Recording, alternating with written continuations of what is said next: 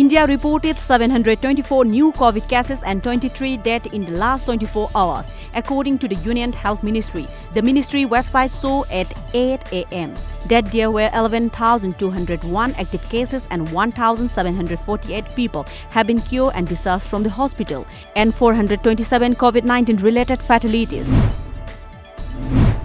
The novel coronavirus has infected over 2 million people globally and led to more than 140,000 deaths. The confirmed coronavirus death toll to the United States reached 32,917 yesterday, marking an increase of 4,491 deaths in the past 24 hours, by far the highest daily toll in the pandemic so far. In yet another case of racist discrimination, a man threw water at a group of Manipurs at Mahipalpur in Delhi, calling them Corona China. The incident happened on the night of 14 April, our correspondent report. The victim avoided confrontation and called 100 when the police in turn abused them and refused help. But after contacting the Northeast Helpline, another police team came and helped them. Later, the man in question apologized to the victim. Due to a nationwide COVID-19 lockdown, thousands of Manipuris have remained stranded in various parts of the country.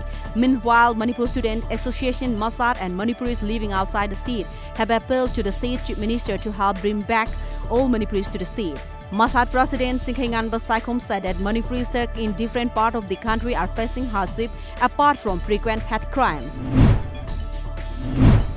The swab sample of lone COVID-19 positive man in Arunachal Pradesh has been found to be negative twice after the third and fourth days, taking the number of positive cases in the state to 0. The man had a history of attending a religious congregation in the Delhi Nizamuddin. Calling convalescent plasma therapy for COVID-19 patient a small ray of hope. Delhi Chief Minister Arvind Kejriwal yesterday said it will be started on the trial basis in the hospital in the capital. As per a media report, Max Hospital had earlier put 2 coronavirus patients in the therapy, while one of them, a 70-year-old from Defense Colonies, succumbed to the disease on Wednesday. His 49-year-old son is receiving the treatment at a hospital psychiatrist, with doctors saying he is responding well. In the view of 5 Assam districts identified as coronavirus hotspot by the Union Health Ministry, Governor Professor Jagdish Mukhi appealed to the leaders and mentors of different socio-religious, cultural and support organizations to impress upon their followers and members to strictly adhere to the extended lockdown period of coronavirus pandemic.